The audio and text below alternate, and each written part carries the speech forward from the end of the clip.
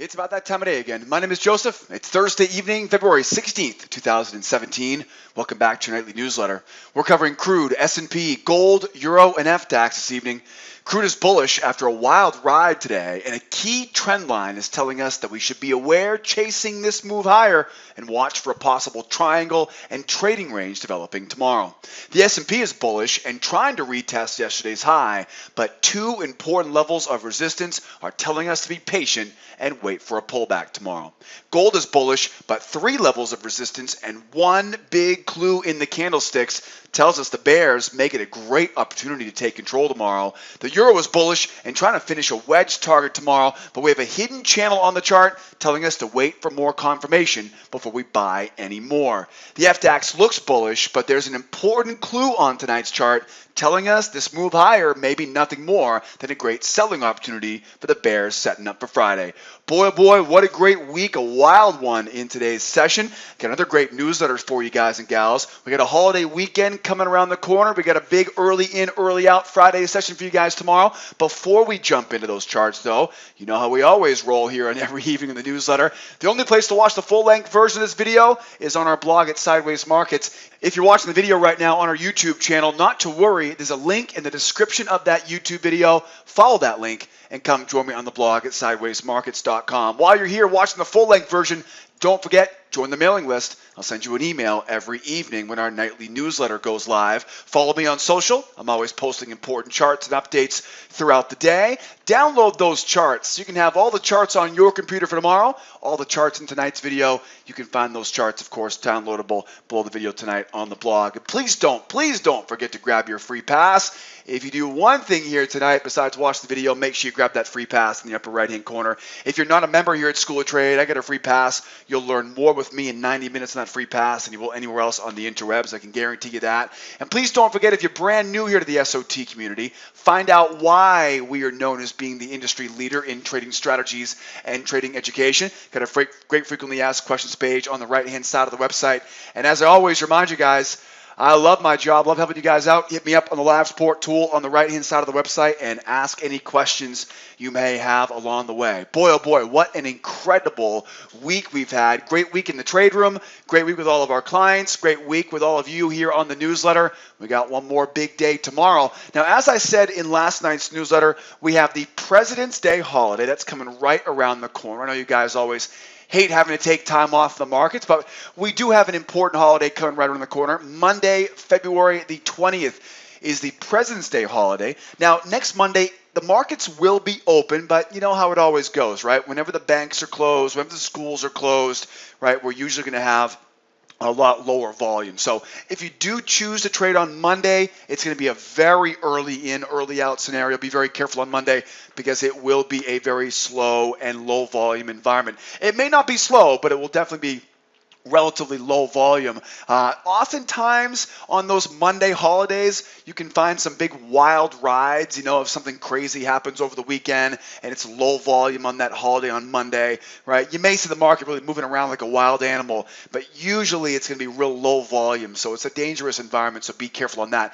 I will not be here on the nightly newsletter on Monday. So be aware on that. I'll be back on Tuesday evening, right, to continue where we left off. So Monday holiday. Careful if you plan on trading on Monday for low volume. Again, we may see a pretty good moving environment early in the session on Monday, but just be careful though. It will be a real low volume, very illiquid environment. And like I always remind you, there's plenty of times every month to be making our profit, right? We don't need to be forcing ourselves to be trading during news events and during low volume environments. So be careful on Monday. I also want to remind you too that tomorrow, of course, being Friday, right?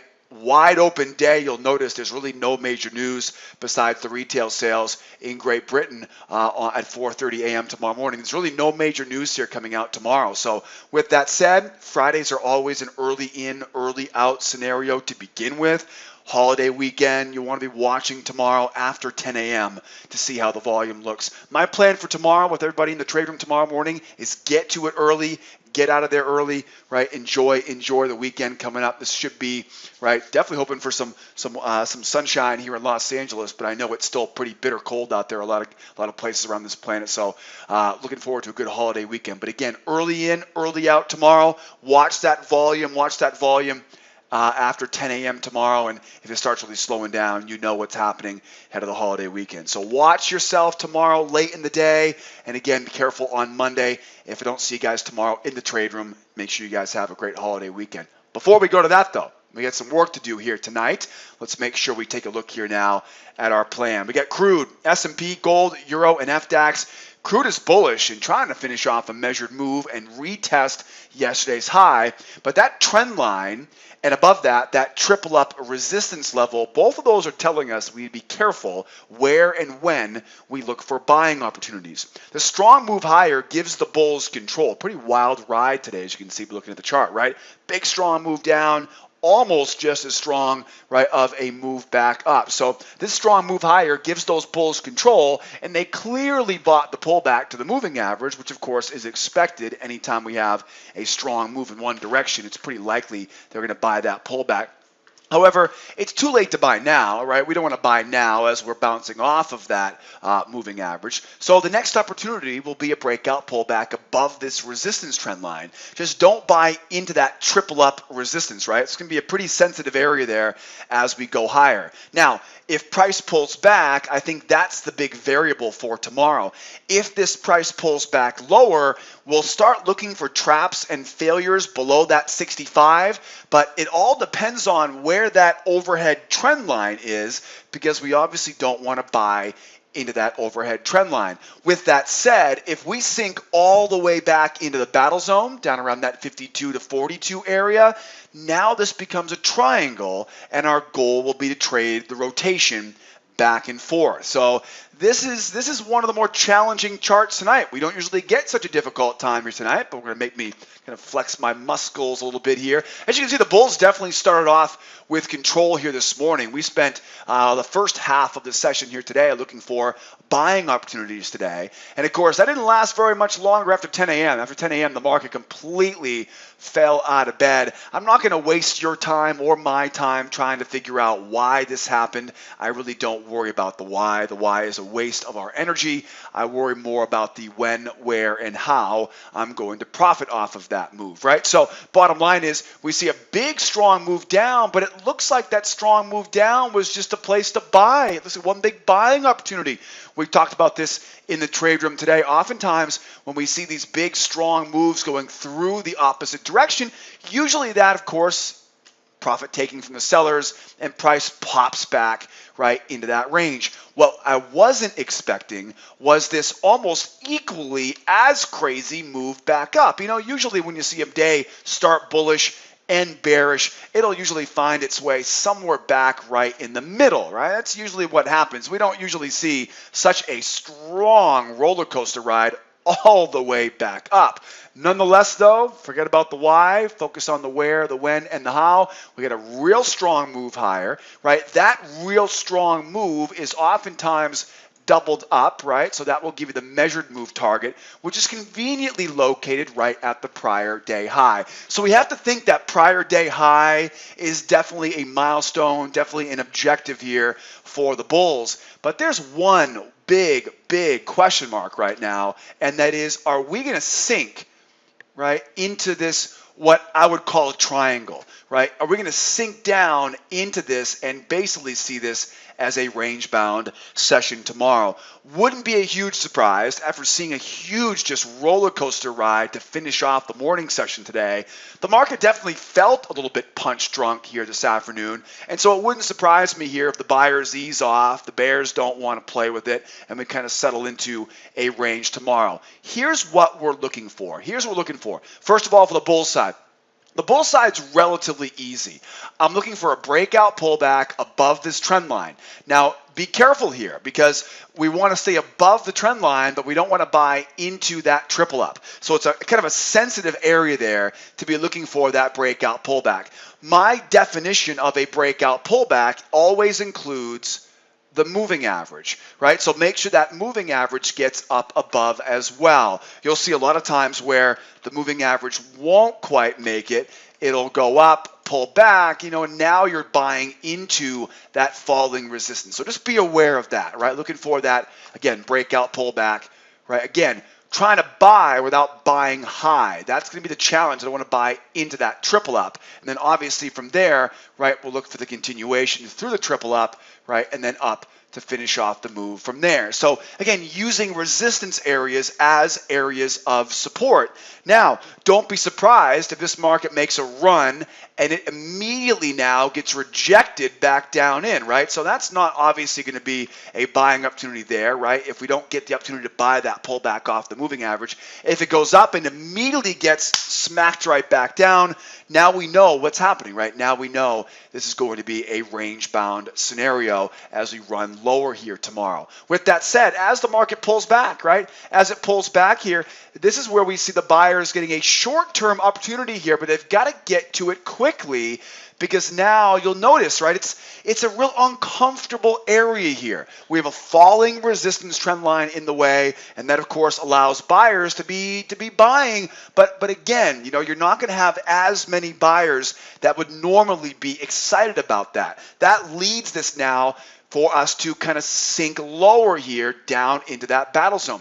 Now the battle zone really looks to be the best place to be a buyer tomorrow. It doesn't really require us to finesse our way between areas of support and resistance. It allows us to really, kind of embrace this as a trading range and go back and forth, right, back and forth inside of that range. Most important thing here, as you can see, is just getting enough room at an area of support, right, to be a buyer. So obviously here, would love to see price pull back a little bit further into the battle zone. Look for the scenario here where price kind of melts lower, failure, breakout, pullback. Just make sure, remember though, when you have a range, right, this would become a range, it'd be a triangle, but it's the same thing as a range. Whenever you have a scenario where you're trading inside of a range, you want to really pay attention to buying the low, right, selling the high, and staying away from the middle, right? So think about, you know, a triangle or a sideways range. You know, think about almost like a little perimeter, right, around that range, right? I can buy as long as I'm not above that perimeter, right? I can sell as long as I'm not below that perimeter.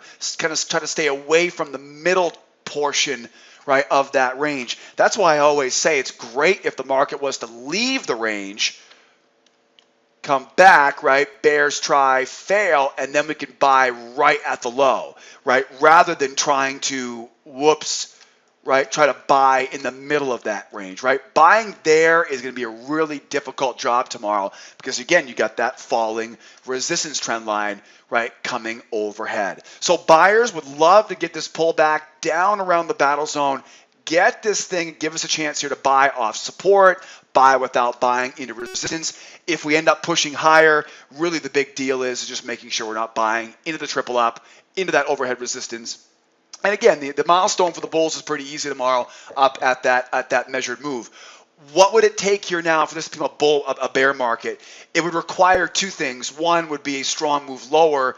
Two would be that strong move lower would have to show me the ability to hold below that rising support trend line, right? So if you see sellers able to get below, bring the moving average down, hold that pullback below it, now you're good to go. Just make sure you remember when the market's bullish, before we start looking for bears, I want to see strength and then hold the pullback, right, to give me the confidence that these sellers have truly taken control, right? Keep it in mind here tomorrow. Watch out for buying too high here. You know, very, very important clue here on crude tonight. How about some S&P? S&P is bullish and trading at the high of a channel and just a few ticks away from the measured move, which tells us the buyers are probably going to avoid buying into this resistance and wait for an opportunity to buy near the low of the channel tomorrow. As discussed in last night's newsletter, if you watched last night, definitely get a great example of this today. The buyers were waiting for a pullback off yesterday's highs to buy low. We've had a great week in that sense, right? The bulls once again got what they wanted. We talked about this in last night's newsletter. If you didn't watch it, make sure you go back and you can scroll down the page here on the blog and you'll see last night's newsletters a few clicks lower here, right? So the bulls got what they wanted, and now we're making the ascent, right, back up to retest the highs. The long-term bulls are already in this move. Now the short-term bulls are looking for opportunities to buy at support with enough room for a nice target.